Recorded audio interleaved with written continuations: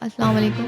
आप देख रहे हैं पाक न्यूज़ 24 न्यूज़। मैं हूं आपकी होस्ट हुमायला खान। बादम से रिपोर्ट कर रहे हैं खालिद अहमद। एसएसपी सांगड़ ने ड्यूटी में गफलत बरतने पर 20 पुलिस एहलकारों को लॉकअप कर दिया। सिर्फ एक माह में 300 अफराद मनशियात फरोशी समेत दीगर जराइम में मुलविस थे गिरफ्तार किए गए हैं। पाक न्यूज़ 24 न्यूज़ से बात करते हुए एसएसपी सांगड़ बशीर अहमद बिरोही ने कहा कि थाना कल्चर तब्दील करेंगे। टंडो आदम शहर में अंजुमन ताजिरान के ताउन से सेफ सिटी कैमरास प्रोग्राम के लिए सीसीटीवी कैमरे आईटी रूम की तैयारियां शुरू कर दी हैं। तमाम फंड्स अंजुमन ताजिरान टंडो आदम के ताउन से खर्च होंगे, जबकि पुलिस मॉनिटरिंग करेगी।